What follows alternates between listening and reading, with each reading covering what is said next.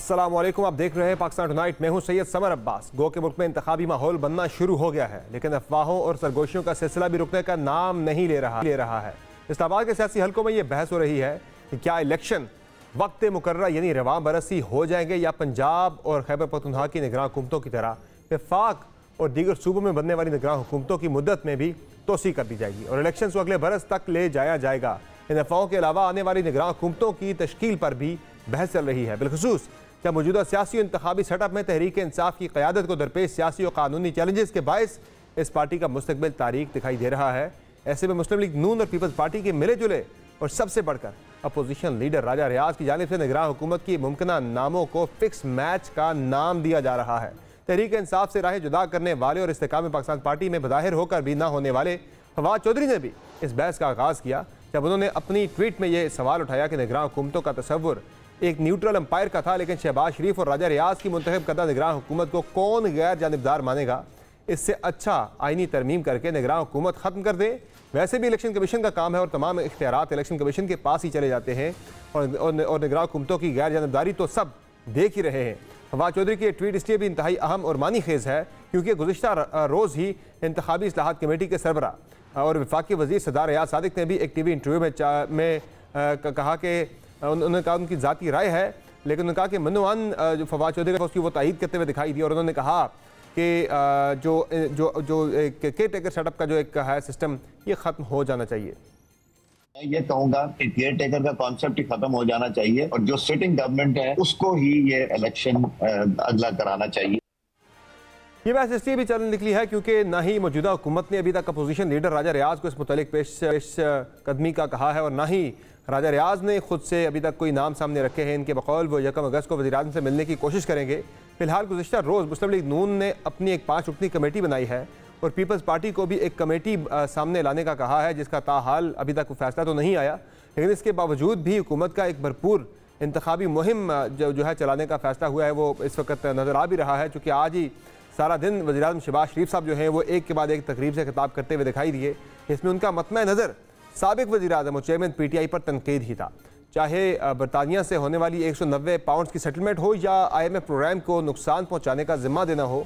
तकरीबन हर मामले पर ही वज़ीर-ए-आज़म ने चेयरमैन पाकिस्तान तहरीक इंसाफ को ही मौरूद इल्ज़ाम ठहराया और ख़ुद को मुल्क को डिफ़ॉल्ट से निकालने का क्रेडिट देते हुए एक बार फिर मिसाक मईशत करने की अपील।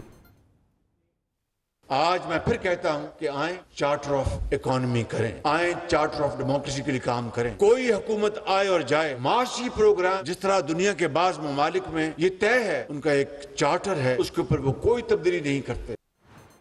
मुल्क में इंतखाबी माहौल निगरान हुकूमतों का मुस्तकबिल और ऐसे ही हुकूमत की जानिब से मिसाक मईशत की तकरार समेत दीगर अहम मामला पर बात करेंगे। मैं ज्वाइन किया है वज़ीर-ए-आज़म के मुशीर और पाकिस्तान पीपल्स पार्टी के सीनियर रहनुमा जनाब कमर उस्मान कायरा साहब ने।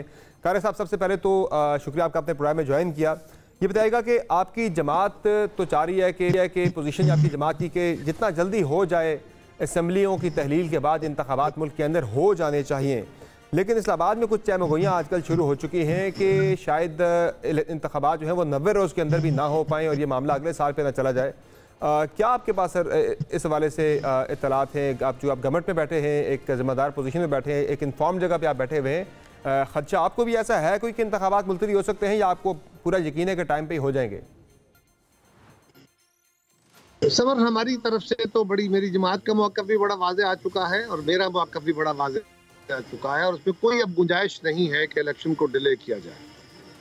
ये एक बहुत बहस थी, मीडिया में रही, सोशल मीडिया में रही कि जी इलेक्शन क्योंकि पंजाब में लेट हुए हैं, खैबर पख्तूनख्वा में लेट हुए हैं, यहाँ भी लेट हो सकते हैं। इसको एक जवाब बनाया गया, हालांकि दोनों की कोई मुमासलत नहीं है।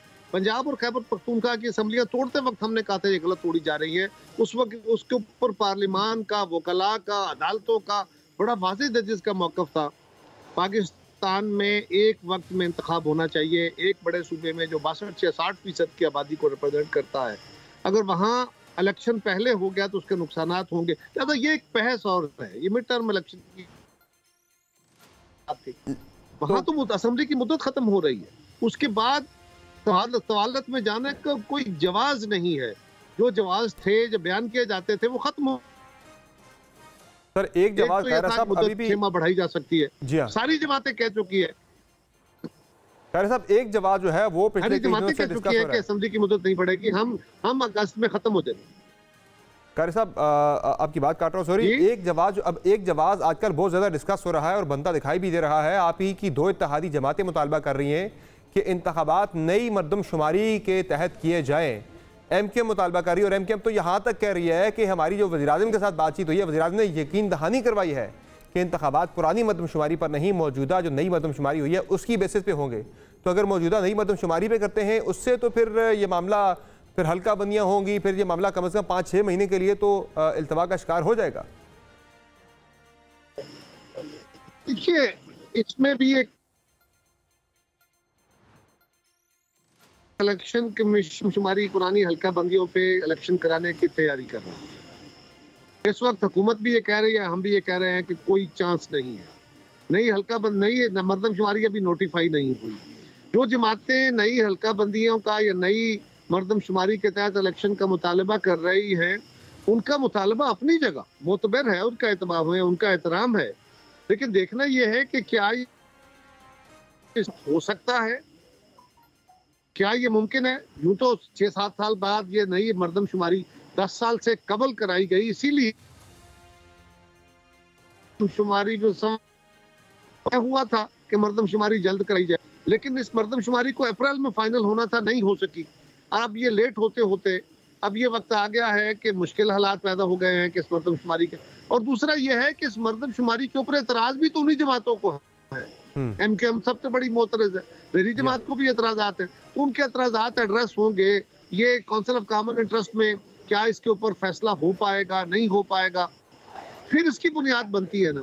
फिर उसके बाद एक और इश्यू छिड़ जाएगा, वो ये है कि हल्का बंदियां आपने अगर वो सूबों के आबादियां उतनी रहनी है, सॉरी सीटें उतनी रहनी है कौमी असेंबली के अंदर, सूबों के अंदर, उसमें इजाफा नहीं होना या सीटें एडजस्ट हो सकती। एक आईनी राय ये है कि जो सूबों की इस सीटें एलोकेटेड है, आइन में लिखी हुई है, उसको अगर आबादी के तनासब से भी करना है की जरूरत है। एक इसके नुकसान भी है, इसके खिलाफ भी है, लेकिन जी बिल्कुल आप कारी साहब की आईनी तरमीम करनी पड़ती है। अगर आप नंबर ऑफ सीट्स चेंज करें मरदमशुमारी को नोटिफाई करने के बाद, अगर आपको फिर वो करनी पड़ती है, मजबूरी है, तो वो वही बात है कि प्राइम मिनिस्टर जो है, एमकेएम ये दावा कर रही है कि प्राइम मिनिस्टर उन्होंने यकीन दहानी करवाई है एहसन इकबाल साहब के सामने कि जो पुरानी हल्का बंदियों पे इंतखाबात नहीं हो रहे, नई वाली पे होंगे। आईनी तरमीम आप कर नहीं, मैं तो ये गुजारिश कर रहा हूँ कि अगर नई सीटें बढ़ा नहीं सकते, सीटें तब्दील नहीं करते, आईनी तरमीम हो नहीं सकती, तो फिर सारा मुबाहिसा क्या है? यानी सर मुबाहिसा ये है कि मुत्तहिदा कौमी मूवमेंट ये कह रही है कि इंतखाबात अगर मुलतवी होते हैं तो मुलतवी कर दें। वो कह रहे हैं आगे अगर डेट चली जाती है इंतखाबात की, कोई बड़ी बात नहीं है, आगे जाती है तो चली जाए बेशक। वो प्राइम मिनिस्टर के पास भी यही मुद्दा लेके गए थे, जहाँ से प्राइम मिनिस्टर ने उन्हें यकीन दानी कराई है कि ठीक है हम जो नई मरदमशुमारी उसे नोटिफाई कर देंगे। वो नई मरदमशुमारी नोटिफाई होती है फिर तो सर इस सूरत में इंतखाबात किसी सूरत भी 6-7 महीने के अंदर अंदर तो हो ही नहीं सकते। वही आप वाली बात है जिस तरह आपने भी की, और पोजीशन है भी यही, आईनी पोजीशन भी यही है कि मरदमशुमारी के बाद फिर हल्का बंदियाँ होंगी, हल्का बंदियों के ऊपर फिर एतराज़ात, फिर 14 दिन का टाइम भी चाहिए उन्हें, इंतखाबी शेड्यूल का टाइम भी चाहिए। मैं ज़रा सुनाता भी हूँ कि एमकेएम की क्या बात हुई थी प्राइम मिनिस्टर के साथ। मुस्तफा ने हमारे प्रोग्राम में क्या बताया था कि प्राइम मिनिस्टर ने एग्जैक्टली ने क्या यकीन दहानी करवाई है, ज़रा ये सुन भी लें। वज़ीर-ए-आज़म से हमारी कैटेगोरिक ये बात हुई है कि उन्होंने कहा कि कहीं भी ये फैसला नहीं हुआ है कि पिछली मरदमशुमारी पर इंतखाबात कराए जाएंगे, और ये बात उन्होंने एहसन इकबाल साहब के सामने कही।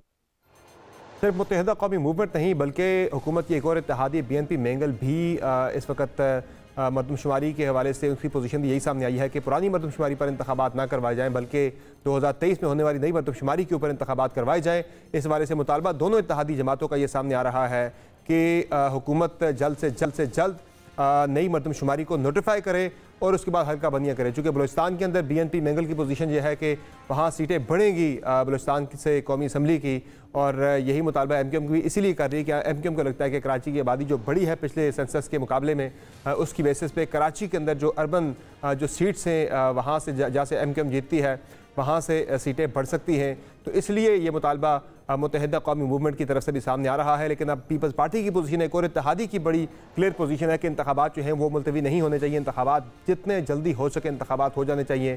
प्राइम मिनिस्टर की यकीन दहानी वहाँ कुछ और है, यहाँ पीपल्स पार्टी की पोजीशन कुछ और है, तो इसका तजाद तो आ रहा है। कायरा साहब, तो फिर कैसे होगा? प्राइम मिनिस्टर के लिए आप एक इत्तेहादी आप कह रहे हैं कि जल्द हो जानी चाहिए, एमकेएम कह रही है कि देर से होते हैं भले देर से हो जाए। मैं ये गुजारिश कर रहा हूँ एमकेएम जी, कायरा साहब से हमारा राब्ता मुनक़ता हुआ है, दोबारा उनसे राब्ता बहाल करेंगे और उनसे बात करेंगे कि किस तरह से इस पे प्राइम मिनिस्टर जो है वो सेटिस्फाई करेंगे अपने इत्तेहादियों को। अगर ये हो जाता है मामला नोटिफाई करने का, फिर तो इंतखाबात मुलतवी होते हुए दिखाई दे रहे हैं। और एक और पोजीशन नाज़रीन ये भी नज़र आ रही है कि दो जो नई जमातें बनी हैं, जिस तरह से परवेज़ खटक साहब की जमात सामने आई है, जहांगीर तरीन साहब की जमात सामने आई है, अभी तो उन जमातों की तैयारी भी नहीं है इंतखाबात में जाने की। जी कायरा साहब कंटिन्यू कीजिएगा। कर रहा था कि नई मर्दमशुमारी पे इतराज सबसे बड़ा किस जमात को है? एमकेएम को ही है। तो फिर उस मर्दमशुमारी के ऊपर पहले एतराजात खत्म होंगे, वो नोटिफाई होगी, फिर उसके मुताबिक फिर आपको जाना पड़ेगा अदालत में या पार्लियामान में, तो अब रास्ता ही नहीं रहेगा क्योंकि वहां तो इतनी कानून साजी नहीं हो सकती। तो ये एक लंबा रास्ता है। मुतालबे अपनी जगह, उनका एहतराम है, वो जो बातें कर रहे हैं वो भी गलत नहीं है। आईनी तकाजा एक बन जाएगा अगर नोटिफाई हो जाती है ये, लेकिन नोटिफाई होने मर्दमशुमारी नोटिफाई होने के बाद भी दूसरा इससे बड़ा तकाजा जो है वो है कि वक्त पे इंतखाबात का इनेकाद तो होना चाहिए। और अगर उसके बाद अगर 4 महीने उनको हल्का बंदियों के लिए चाहिए और 1.5 महीने का इलेक्शन शेड्यूल चाहिए। कायरा साहब, नून लीग ने 5 रुकनी कमेटी तश्कील दे दी है इत्तेहादियों के साथ मुशावरत के लिए निगरान सेटअप के नामों के हवाले से। पीपल्स पार्टी से भी उन्होंने कहा कि आप भी एक कमेटी बना रहे हैं मुशावरत के लिए, तो कोई कमेटी आपकी तरफ से बन रही है या बन गई है? कमेटी शायद को बनाई जाए, मेरे भी में नहीं है, मैं क्योंकि कंस्टिट्यूंसी में हूँ, तो उन्होंने कमेटी बनाई है। हमारी जमात भी शायद कमेटी बना दे या लीडरशिप खुद राय ले ले और खुद अपने तौर पे बात कर ले, तो अगले 1 आध दिन में ही हो जाएगा। और पोजीशन आपकी क्लियर है कि सीनियर सियासतदान ही होना चाहिए कोई निगरान वज़ीर आज़म? ये मेरी जमात की पोजीशन नहीं है, ये मेरी जाती पोजीशन है। जमाती पोजीशन जो है वो जमात जब बैठ के फैसला करेगी फिर होगी, लेकिन ये मैंने अपने तौर पे ये मेरी राय है कि ये सियासी दफ्तर है और इन ऑफिस का वजीर आजम के दफ्तर का तकाजा और एहतराम ये है कि उसके ऊपर एक सियासतदान बैठे। ये ना हो कि वो बंदा जिसने सारी जिंदगी यूनियन काउंसिल का इलेक्शन ना लड़ा हो, हम उसको सबसे बड़े सियासी ऑफिस में बिठा दें, ये मुनासिब नहीं। और असेंबली 8 अगस्त को तहलील हो रही है, ये फैसला हो चुका है? 8 को हो, 10 को हो, 13 को हो, क्या फर्क पड़ता है? वैसे हमें मोहम्मद वालिद साहब ने भी ज्वाइन किया, उन्हें भी प्रोग्राम में वेलकम करते हैं। कायरा साहब, मुझे फाइनल ये बताइएगा कि बिजली की कीमतों में आज इजाफा हुआ है, तकरीबन 7.5 रुपये का फी यूनिट इजाफा हो चुका है बेस टैरिफ के अंदर। कैसे जाएंगे इंतखाबात के अंदर, आप कैंपेन कैसे करेंगे? क्योंकि यार ये जो बैगेज है सारा, ये एक शेड बैगेज है, पीपल्स पार्टी ने भी जाना है अपने हल्कों के अंदर आवाम के सामने, तो ये 7.5 रुपये के इजाफे के बाद आप इंतखाबात में कैसे जाएंगे कैंपेन के अंदर? एतराज करेंगे आप इस पे? समर, वो एक शेर है ना कि है कुछ ऐसी ही बात जो चुप हूँ वरना क्या बात कर नहीं आती। ये मुश्किल घड़ी है भाई, हमें भी ये बात समझ आ रही है कि इस वक्त आवाम के ऊपर बोझ डालना मुमकिन नहीं है, इसका नुकसान होगा हमें सियासी तौर पे, लेकिन अवाम भी ये बात जानती है कि हम अगर ये मुश्किल फैसले कर रहे हैं तो इसके अलावा गुजारा नहीं है। हमें बताना होगा अवाम को, आपको भी बताना होगा कि अगर हम ये फैसले ना करें तो क्या करें। वो कौन से फैसले हैं जिसके नतीजे में पाकिस्तान में बिजली भी महंगी ना हो, तेल भी महंगा ना हो, टैक्स भी ना बढ़े, कर्जे भी खत्म हो जाएं। वो कौन सा फैसला है, वो कौन सा इकदाम है जो हमने नहीं उठाया और हमें उठाना चाहिए, जिसके जरिए ये आसानियां पैदा हो सकती थी। ये बात जो आपको हम सबको समझ आ रही है, सियासी जमातों को भी समझ आती है ना, और हमने तो वोट लेने जाना है, आपने तो तबसरा करना है। हम उस वोट के लिए भी उससे पहले और बिल्कुल इलेक्शन से कबल हम ये फैसले कर रहे हैं, तो ये बात समझने की है और आवाम को भी हम जाके समझाएंगे कि ये इतनी ही जरूरी है। अगर ये नहीं होती तो पाकिस्तान खुदा न खास्ता जिस अमल में जाएगा, फिर ये महंगाई क्या, इसके एक तूफान और फूटेंगे। तो ये हमें समझना चाहिए और मैं समझता हूँ कि मीडिया को भी ये डिबेट करना चाहिए कि हुकूमत के पास वो क्या क्या ऑप्शन है कि जो फैसले करने चाहिए और ये नहीं करने। ऑप्शन तो लंबे चौड़े कायरा साहब, जिसमें ज़ाहिर बिजली चोरी होती है पाकिस्तान के अंदर, बहुत ज्यादा बिल्स की रिकवरी नहीं होती, सर्कुलर डेट आपका बढ़ रहा है, 2700 रुपए जा रहा है, ये उसके लिए बेसिकली किया जा रहा है, इजाफा जा रहा है। मैं अर्ज कर देता हूँ उससे, बिजली चोरी रोकनी चाहिए, कोई दूसरी राय नहीं, लाइन लॉसेस खत्म, लाइन लॉसेस है बिल्कुल दूसरी राय, लेकिन उसके लिए तो आपको सालों चाहिए ना, वो आप महीनों में तो नहीं कर सकते। दूसरा, सर्कुलर डेट बढ़ रहा है, इसीलिए बढ़ रहा है ना कि बिजली का रेट कम है, प्रोडक्शन रेट ज्यादा है, डिस्ट्रीब्यूशन का ज्यादा है, रिकवरी कम है, इसलिए तो ये जो सारी बातें आप करते हैं, ये काबीना के अंदर बैठे हुए, हुकूमत के अंदर बैठे हुए इन लोगों को भी पता है। तो हम ये फैसले इसीलिए कर रहे हैं कि इनके अलावा कोई रास्ता नहीं है।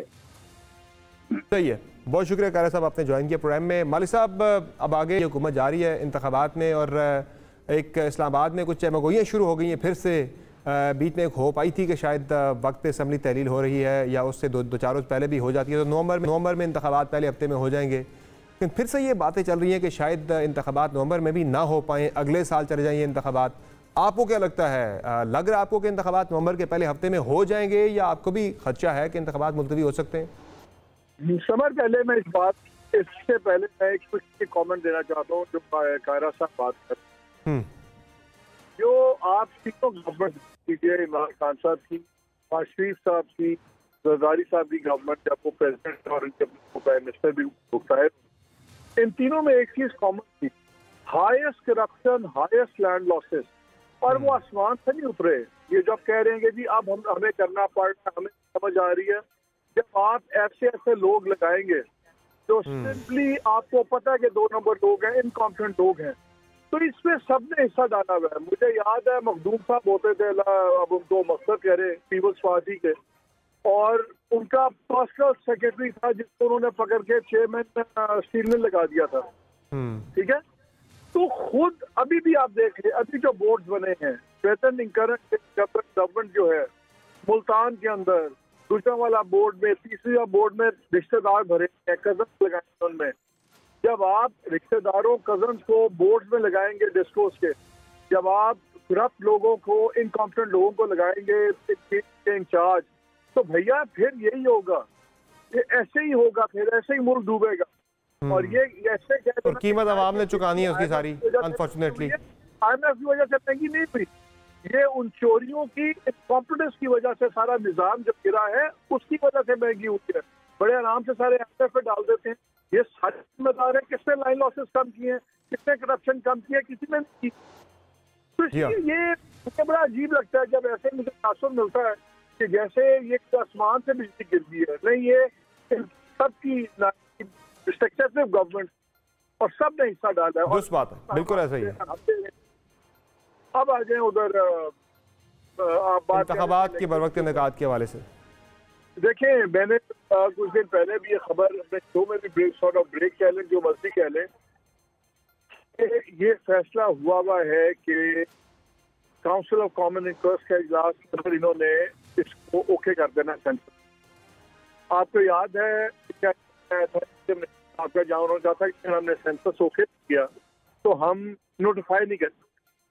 ठीक है, तो आती है अभी तारीख भी जा रही है 25 जुलाई तो ठीक है, लेकिन मेरी हो सकता है 25 के बजाय वो 31 पे चली जाए। एक तो होता ही है कि जब सीटें अप्रूव करती हैं तो आफ्टर वीक वो वोग में चीजें आ जाती। अब होगा, मुझे जो लग ये रहा कि शायद 25 को ना हो, 31 को ये करें CCI, उसमें सेंसस अप्रूव कर दें और 8 को ये तोड़ेंगे अपनी असेंबली, तो ये चले जाएंगे। जब केयर टेकर्स आएंगे उसको ये नोटिफाई फॉर्म हल्का बंदियां और ये बाकी मामला शुरू हो जाएंगे सारे। फिर ये कहेंगे जी, देखें हमने तो कहा था, हमने तो नहीं डी नोटिफाई, हमने तो नहीं किया सेंसस लाए, ये तो शर्म का विषय आई है। चले वो 4 माह को चाहिए, 1 महीना ऐड हो जाएगा ना। और ये जो कायरा साहब बात कि जी मुशावरत शुरू होगी, मुशावरत तो हो गई है भाई। आपका क्या ख्याल है कि शहबाज शरीफ साहब ने शहबाज शरीफ साहब से मुशावरत करनी है या शहबाज शरीफ साहब ने राजा रियाज से मुशावरत करनी है? मुशावरत तो दुबई में हो गई बिटवीन जरदारी साहब एंड नवाज साहब, और एक और बहुत अहम शख्सियत वहाँ पे, उनसे भी हो गई बात। तो फैसला तो हुआ था, कौन बनेगा हमें और आपको नहीं पता, बिकॉज ये पते बिल्कुल जरदारी साहब और मियाँ साहब के साथ लगे हुए हैं। होगा क्या, राजा रियाज साहब वो नाम रेकमेंड करते हैं जो दुबई और पिंडी के दरमियान में तय होगा, तो या हो गया होगा अब तक। राजा रियाज ने तो नहीं तय करना, नहीं तो क्या सही है बिल्कुल। तो खड्डा जो एक है थोड़ा सा ये है कि खैरा साहब ने पॉइंट आउट किया था कि मियाँ साहब और जरदारी साहब, इनको जो कहते हैं ना वो अनकंफर्टेबल है कि कोई इकोनॉमिस्ट का सामने आया। उनका ख्याल है कि अगर इकोनॉमिस्ट आया तो फिर खतरा बढ़ जाता है बात आगे लंबी जाने का, और वो चाहते ही है कि पोलिटिकल मेरी इत्तला ये है कि इकोनॉमिस्ट के ऊपर बड़े कीन है, बड़े फैसला करने हैं। मेरे पास एक वो मैं अभी लेकिन वो बहरान थे, वो ना इकोनॉमिस्ट हैं ना वो पॉलिटिशियन हैं, वो एक सुप्रीम कोर्ट के रिटायर्ड जज हैं। लेकिन उनका समझा उनको जरदारी साहब के जाता है और नवाज साहब बिल्कुल उस पर कीन नहीं है। अब देखना ये है क्या वो कॉम्प्रोमाइज कैंडिडेट होंगे कि ये हमारे जो दोस्त हैं वो इनको इकोनॉमिस्ट दिखाएं, ये दिक्कत दिखाएं, और वो दरमियान में कि अच्छा शादी का जज ला और वो जज साहब वो हों। तो ये इस वक्त ये पते चल रहे हैं, लेकिन सबसे बड़ी बात यह समर डिसाइडिंग फैक्टर पाकिस्तान का स्टेटस क्या अगर तो वो पाबंदे सलासल हुए और इन कम्युनिटी हुए, यानी कि वो बिल्कुल कट ऑफ हुए बाहर की दुनिया से, ना वो अपने बिट्टू निकाल सकें, ना वो पेशी जाके डॉक्टरों से बात कर सकें, उससे जुदा हुई हो और अंदर हो। आई थिंक इनकार्सरेटेड होंगे, इन कम्युनिटी होंगे तो इलेक्शन होंगे, वरना अगर उनके पास बैठ के खाली वीडियो निकालने का मार्जिन भी हुआ तो ये रिस्क सही है। थैंक यू सो मच मालिक साहब, बहुत शुक्रिया आपके तज्जिए का। नाज़रीन एक ब्रेक लेंगे, ब्रेक से वापस आएंगे, हम बात करेंगे एक और अहम स्टोरी की, और वो मामला है पाकिस्तान में बिजली की कीमतों में इजाफे के हवाले से, जिस पर हमने पहले बात भी की। आगे चल के हमारे साथ एनर्जी एक्सपर्ट मौजूद होंगे। जो बिजली की कीमतों में इजाफा किया गया है किस तरह से आवाम को ये अफेक्ट करेगा, मुतासर करेगा पाकिस्तानी आवाम को, बात होगी। ब्रेक के बाद हमारे साथ रहेगा।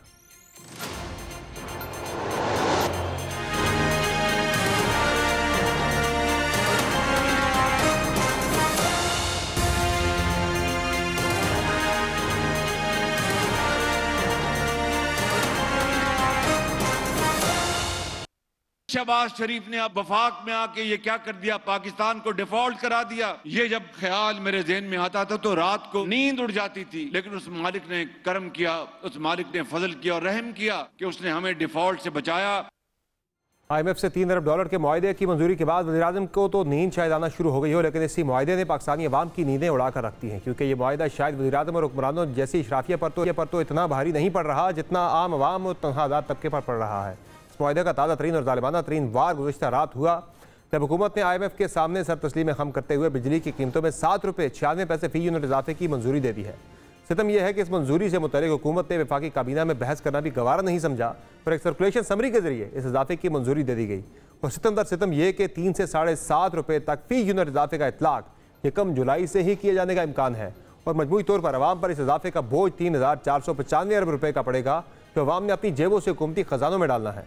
कीमतों में इजाफे के बाद 100 यूनिट वाले घरेलू सार्फिन के लिए ₹3, 101 से 200 यूनिट वाले सार्फिन के लिए ₹4, 201 से 300 तक यूनिट वाले जो सार्फिन उनके लिए ₹5, 301 से 400 यूनिट वाले सार्फिन के लिए ₹6.50 और 400 से 700 यूनिट वाले सार्फिन के लिए ₹7.50 फ़ी यूनिट बिजली की कीमत में इजाफे की तजवीज़ है।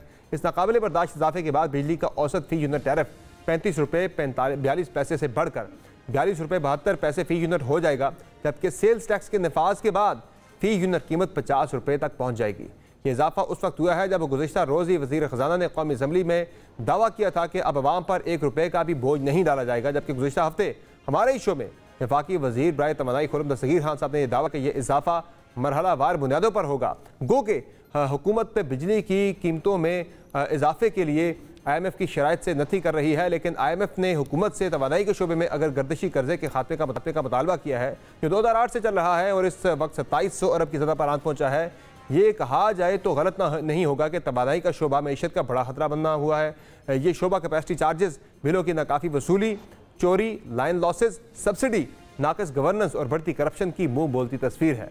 इस शोबे को हर साल 600 अरब रुपए के नुकसान का सामना है, जबकि सार्फिन को बिजली के बिलों में 71% कैपेसिटी पेमेंट करनी पड़ती है। ताहम इस शोबे के नकाइस खत्म करने के बजाय हुकूमत को अवाम पर यह इजाफी बोझ डालने का हल सुझाई देता है। एक तरफ अवाम को महंगाई की 29% शरह का सामना है, ऐसे में बिजली के बिलों में होश रुबा इजाफे से आम आदमी की जेब पर बहुत बड़ा बोझ डलेगा। इस हवाले से हमें ज्वाइन किया है एनर्जी एक्सपर्ट जनाब अरशद अब्बासी साहब ने। अब ये बताइएगा कि हुकूमत ये कहती है कि हमारे पास इसके अलावा कोई चारा नहीं था, अगर ऐसा ना करते तो फिर पाकिस्तान डिफॉल्ट कर जाता और बहुत बड़ी पाकिस्तान को कीमत चुकानी पड़ती। क्या यही एक हल था करने के लिए हुकूमत के पास कि आवाम की जेब पे डाका डाला जाए, आवाम के ऊपर इजाफी बोझ डाल दिया जाए इजाफी बिलों की सूरत में? कमर अब्बास साहब की बात का जवाब है कि ये खाली ऑप्शन यही थी। जवाब है बिल्कुल नहीं, ऐसी बात बिल्कुल नहीं है। आपसे नहीं गुज़िश्ता, बल्कि जैसे आपने कहा कि 2011 से एक बात आ रही है हमारे पास सेक्टर में, वो पेट्रोल डेट, और ये वाकई ये बात हकीकत है कि 2800 बिलियन तक चला गया और जिसका कैपेसिटी पेमेंट भी है। ये क्या ऐसा होना चाहिए था? जवाब है टेक्निकली ऐसी बात होनी नहीं चाहिए। तकरीबन अभी से 6 माह पहले एक लेटर लिख सकते हैं, हम यही कर सकते हैं, क्योंकि एक आम आदमी का कोई कनेक्ट नहीं होता गवर्नमेंट के साथ। तो हमने इनको तजवीज़ दी कि देखिए ये जो 2600 अरब पेट्रोल डेट है इसको हम ख़त्म कर सकते हैं इस तरह कि कराची के इलेक्ट्रिक की उसी टेरिटरी में, यानी उसी एरिया में आपकी 3 मेजर पावर प्लांट 10% 20% में चल रहे हैं। जैसे आपको पार है, आपको कोल है, पिंकासम है, इवन लकी सीमेंट है। अब ये देखें वो 10% 20% में चल रहे हैं और इतना ही कराची में 6000 की डिमांड है। भाई ये कौन सा मुल्क ऐसा होगा कि जहाँ पे एक एरिया में बिजली की किल्लत है, दूसरी साइड में एक्चुअली ओवर कैपेसिटी है। यानी ये भी पाकिस्तान के अवाम को बताना चाहिए कि हमारी मैक्सिमम जिसे कहते हैं जो डिमांड है वो 26,000 मेगावाट है। हम 24,000 से ट्रांसमिट नहीं करते और अभी 42,000 है, और वो कहते लोग थकते नहीं कि हमने 13,000 मेगावाट किया। देखिए ये जो 13,000 मेगावाट जो ऐड किया है या नेशनल ग्रिड में ऐड किया है, हमने आगे देखा भी नहीं कि हमारी ट्रांसमिशन लाइन, डिस्ट्रीब्यूशन लाइन क्या आगे ट्रांसमिट हो सकता है, वहां तक पहुंचेगा भी, ये नहीं पहुंचेगा। जब ये नहीं पहुंच रहा तो ये बंद पावर प्लांट को हम कैपेसिटी पेमेंट यानी किराए के पैसे उनको दे रहे हैं। ऐसा आपने दुनिया में निजाम कहीं भी नहीं देखा होगा कि पावर प्लांट है, गैस नहीं है, LNG नहीं है, कोल नहीं है। तो अरशद साहब ये भी बता दें कि एक और मसला भी है, बिजली चोरी का एक बड़ा मसला है, रिकवरी सही तरह नहीं हो पाती और लाइन लॉसेस का आपने खुद भी जिक्र किया। इस सारे की जो है कीमत उन लोगों से वसूल करनी जो बेचारे बिजली की कीमत अदा कर रहे हैं, जो बिल्स भर रहे हैं, ये एक बेहतर सोल्यूशन है, मुनासिब है ये बात है। ये कह रहा है ये तकरीबन साल के 450 बिलियन के लॉसेस होते हैं और ये लॉसेस सारे आप कह सकते हैं कि चोरी थफ्ट नहीं है बल्कि टेक्निकल लॉसेस है। इसके बड़ी कंप्लीट स्टडी भी है, इसके बाद आज उन्होंने बड़ी मैपिंग भी की है। यही 4 महीने पहले इन्हीं खादमे पाकिस्तान को रिक्वेस्ट की थी कि ये हम 4 महीने में हाफ यानी तकरीबन 250 बिलियन खत्म कर सकते हैं। वो फिलॉसफी क्या है वो भी इनको बता दी थी, लेकिन जैसे आपको कहा है कि होता ये है कि जब भी कोई गवर्नमेंट आती है वो अपने खास प्यादे लेके आती है, वो ऐसी बात सुनना ही नहीं चाहते कि कोई और सोल्यूशन दे दे। असल बात ये है, जहाँ याद रखिएगा कि ये जो पाकिस्तान की इकानमी को डेंट पहुंचा है वो बेसिकली इस एनर्जी सेक्टर की वजह से पहुंचा है, कॉर्पोरेट डेट की वजह से पहुंचा है। और एक जो तीसरी बात है वो मेरिट का ना होना। मेरिट क्या है? सही, कौन सा बंदा कहाँ लगा रहा है, कहाँ नहीं लगा रहा, हमारा लाडला है या नहीं है। कोई बंदा अच्छी बात यहाँ तक पहुंच नहीं पाती। इसकी कीमत कौन अदा कर रहा है? इसकी कीमत बिल्कुल पाकिस्तानी आवाम को अदा करनी पड़ रही है, जो कि बड़ी ही अनफॉर्चुनेट बात है कि जो ऑलरेडी 29% महंगाई का सामना कर रहे हैं, अब उन्हें इजाफी बिजली के बोझ, बिजली के बिलों का जो बोझ है वो भी पाकिस्तानी आवाम को ही अदा करना पड़ेगा। और ये सारी जो इनकम्पिटेंसी है वो सक्सेसिव थी कि वो लाइन लॉसेस को नहीं रोक सके, वो बिजली की ट्रांसमिशन के निज़ाम को ठीक नहीं कर सकते, बिजली चोरी नहीं रोक सके, बिलों की रिकवरी ठीक नहीं कर सके, करप्शन नहीं रोक सके, आज वो उसका खमियाजा आवाम को भुगतना पड़ेगा। बहुत शुक्रिया अर्शद साहब, आपने प्रोग्राम में ज्वाइन किया। नाज़रीन, एक ब्रेक लेंगे, ब्रेक से वापस आएंगे, बात करेंगे मौसमियाती जो सूरत हाल है, जिस तरह से पाकिस्तान के अंदर मानसून भरपूर तरीके से बरस रहा है और लाहौर के अंदर जो बारिशें हुई और केपी के अंदर जो बारिशें हो रही हैं उससे कुछ नुकसानात काफ़ी बड़े पैमाने पे हो रहे हैं। लाहौर के अंदर बारिशों से अब बिजली का निज़ाम दरम बरम हो गया, किस तरह की मुश्किलात का सामना करना पड़ा, आने वाले दिनों में किन किन इलाकों में किस तरह की बारिशें और किस तरह की सैलाबी सूरत हाल हो सकती है, बात करेंगे। ब्रेक के बाद हमारे साथ रहिएगा।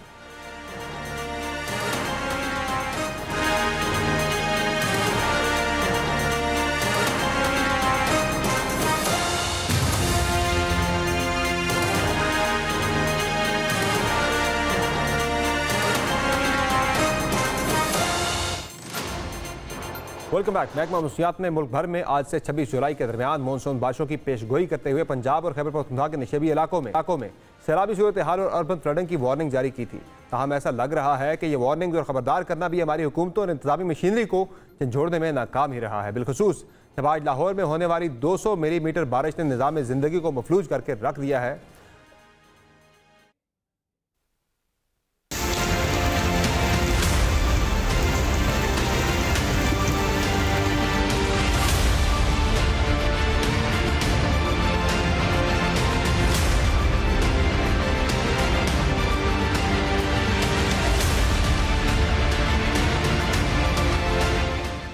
जिस तरह मोन्टाज में देखा, एक तरफ शाहराहें तालाब का मंजर पेश कर रही हैं तो दूसरी जानिब बिजली की बंदिश ने आवाम का घरों में जीना भी महाल कर रखा है। शहर में बारिश के बाद बिजली फराहमी की सूरत हाल के हवाले से लेस्को का कहना था कि शहर भर में 70 फीडर स्ट्रिप होने के बायस से फराहमी मुअत्तल हुई है। सितम तो यह है कि इस बिजली की बंदिश ने अस्पतालों को भी नहीं बख्शा है। जब आज लाहौर के सर्विसेज अस्पताल में हुकाम की गफलत की इंतहा के सबब ऑपरेशन थिएटर्स में मरीजों के ऑपरेशन के दौरान बिजली बंद हो गई, जिसकी वजह जनरेटर्स में ईंधन का खात्मा था। इस मुतालिक दुहाई भी उन ही मुआलजों ने दी है जो कि ऑपरेशन में मसरूफ थे। हॉस्पिटल से नाक कान गले का ऑपरेशन थिएटर है, ये ऑपरेशन चल रहे हैं। 3 किस्म के मरीज हैं जो अभी बेहोश हैं और उनके ऑपरेशन चल रहे हैं। इस दौरान जनरेटर का तेल खत्म हो गया जनाब। तो खुदारा इन मरीजों के बारे में हमें बताएं कि पिछले आधे घंटे से ये जो मरीज बगैर बिजली के यहाँ पे लेटे हुए हैं उनका हमने क्या करना है। ये इस मुल्क के और ये इस मुल्क के अस्पतालों के हालात हैं। अफसोस की बात यह है कि जब बिजली बंदिश के बायस लाहौर के अस्पतालों में मरीजों की जानें खतरे में थीं, लाहौर में तूफानी बारिशों के बाद सड़कें टूट फूट कर डूब चुकी थीं। ऐसे में वज़ीर-ए-आज़म शहबाज शरीफ निगरान वज़ीर आला पंजाब मोहसिन नकवी को उनकी हुक्मरानी की करते थक नहीं रहे थे। मुझे भी आपने कई मील पीछे छोड़ के और मोहसिन नकवी स्पीड से आपने काम किया है। और सूरत हाल यह है कि एक तरफ पंजाब हुकूमत के पास अस्पतालों के जनरेटर्स में डालने के लिए डीजल तक नहीं, वहाँ आवाम पर खर्च होने के बजाय सरकारी फंड्स को पंजाब में ब्यूरोक्रेसी की आसाइशों पर उड़ाया जा रहा है। पंजाब में assistant commissioners, additional deputy commissioners और डिप्टी कमिश्नर्स को नई गाड़ियाँ खरीद कर देने के लिए 3 अरब 20 करोड़ रुपए जारी करने की मंजूरी दे दी गई है। अगर वापस मौसम की बात की जाए तो हालिया दिनों में पाकिस्तान और इंडिया को मानसून सीजन में शदीद बारिशों का सामना है और सिर्फ पाकिस्तानी पंजाब में गुज़श्ता हफ्ते 14,000 अफराद को आर्जी नकल मकानी का सामना करना पड़ा है। बारिशों के बायस दरियाए रावी की सतह भी बुलंद हो गई है और इसके साथ साथ हम देख रहे हैं कि खैबर पख्तूनख्वा के अंदर भी बारिशों का सिलसिला जारी है। वहाँ पर भी 24 घंटों में बारिशों की वजह से 4 कीमती जानें चली गई हैं। ओवरऑल इस वक्त मौसमियात की सूरत हाल पर भी हम बात करेंगे, मौसमी सूरत हाल के ऊपर, लेकिन अंदर पहले चलते हैं वहाँ बारिशों से जो तबाही हुई है। उमैर राना हमारे साथ मौजूद हैं, उनसे जानते हैं कि क्या सूरत हाल है। उमैर राना बताएगा कि क्या पानी उतर चुका है लाहौर के अंदर से, अब और सूरत हाल एग्जैक्टली है क्या, और वो जो वाटर टैंक्स का एक मनसूबा था कि ज़ेर ज़मीन पानी स्टोरेज के लिए टैंक्स बनेंगे बारिश का पानी स्टोरेज करने के लिए, वो मनसूबा कहाँ पहुँचा? देखिए सबर, बारिश के बाद जो है 7 घंटे का वक्त बीत चुका है, लेकिन मुतअद्दिद शाहराहें ऐसी हैं, मेन शाहराहों की मैं बात कर रहा हूँ, उन पर बारिश का पानी मौजूद है जो अभी तक निकाला नहीं जा सका है। महकमा वासा की टीमें अभी भी मौजूद हैं, बारिश का पानी निकाल रही हैं, लेकिन मशीनरी जो है वो बारिश का पानी निकालने से अभी तक भी कासिर है। कज़ाफ़ी स्टेडियम में इस टाइम में मौजूद हूँ, इससे मुत्तसिल 4 शाहराहें और चारों शाहराहें जो हैं वो पानी में डूबी हुई हैं। 1 से 1.5 फीट पानी जो है वो अब भी चारों तरफ कज़ाफ़ी स्टेडियम के मौजूद है। ना सिर्फ चारों तरफ बल्कि कज़ाफ़ी स्टेडियम के अंदर भी जो शाहराह है उस पर भी पानी जो है वो मौजूद है। जब बिजली बहाल हुई है लाहौर के अंदर, बिल्कुल जी, लेस्को की जानिब से कहा गया था कि 70 जो है फीडर्स ट्रिप किए गए थे, लेकिन सूरत हाल ये थी कि हमारे जो लेस्को के ज़राए हैं 150 से ज़ायद फीडर्स जो है वो ट्रिप किए गए थे। मुतादिद फीडर्स पर अभी भी बिजली का बहाली का जो काम है वो सिलसिला जारी नहीं हो सका है और बारिश का पानी अभी भी मौजूद है और लेस्को की तमाम तर कोशिशों के बावजूद लाहौर में जो है अभी तक सप्लाई जो है वो बहाल नहीं हो सकी है। दूसरा जो आपने अंडर वाटर टैंक की बात की है, 14 लाहौर में बनाए जाने थे जिसमें से सिर्फ 3 बनाए गए हैं, अभी तक 10 नहीं बन सके हैं, जिसके बारिश अभी भी, जिसकी वजह से लाहौर में जो है जैसे ही बारिश होती है 100 मिलीमीटर से ज़्यादा तो बारिश के पानी के बारिश सड़कें। उमर हमारे साथ रहेगा। ये बड़ी अफसोसनाक बात है कि ये मंसूबा 5-6 साल पहले कंसीव किया गया था और अभी तक ये वाटर टैंक्स जो है 14 में से सिर्फ 3 ही बन सके हैं। हमें डीजी मेट सरदार सुल्तान साहब ने ज्वाइन किया है, उनसे जानते हैं कि आने वाले दिनों में मानसून की बारिशों का ट्रेंड पैटर्न क्या होगा। सरदार साहब बताइएगा कि क्या आपको लग रहा है कि क्या इस वक्त फोरकास्ट है बारिशों के बारे से, आने वाले दिनों में मजीद बारिशों की फोरकास्ट पाकिस्तान के अंदर है, किस तरह की बारिश हो सकती है, क्या ज़्यादा कुछ सैलाबी सूरत हाल भी पैदा हो सकती है?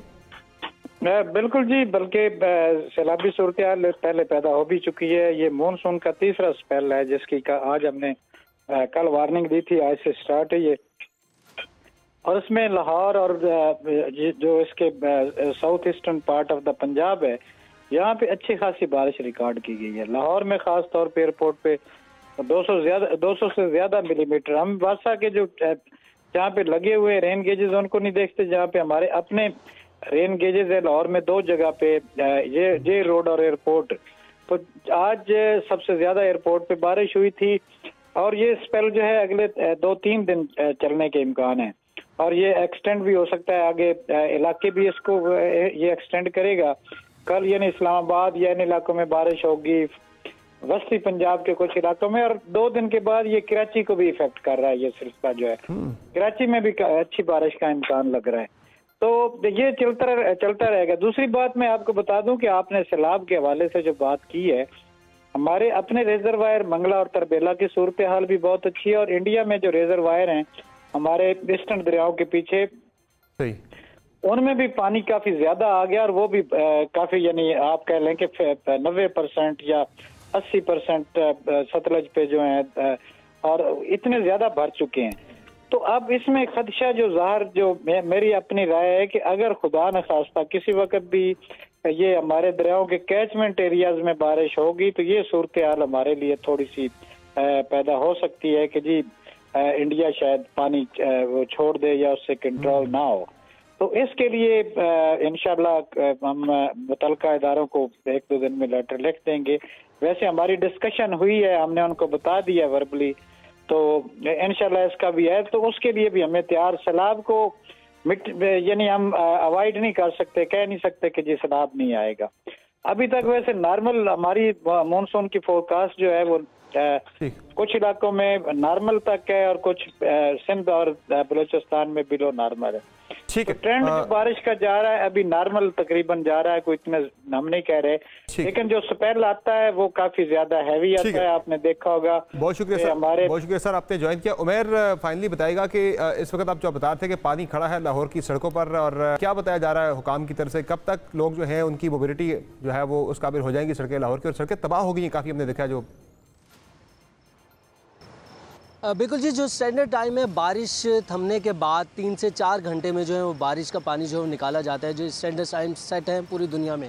वासा भी इसी जो टाइमिंग है इस हिसाब से चलता है, लेकिन तमाम तर दावे और जो बातें हैं वो जो की जाती हैं कि मानसून आएगा तो उसके बारे में तमाम इक़दाम किए जा चुके हैं, आज वो नज़र नहीं आ रहे। और जब महकमा वासा का ये कहना है कि 100 से ज़ायद मिलीमीटर बारिश जब भी होगी तब लाहौर में इसी तरह से सड़कें तालाब का मंजर पेश करेंगी और सड़कें।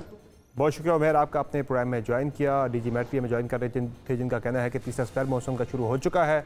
अगर भारत की तरफ से भी पानी छोड़ा जाता है और पाकिस्तान के अंदर भी मजीद बारिशें होती है तो सैलाबी सूरत हाल पाकिस्तान के अंदर खुदा न खास्ता पैदा हो सकती है। इसके लिए मुतल्लिका हुकाम को आगाह कर दिया गया। इजाज़त दीजिए, खुदा हाफ़िज़।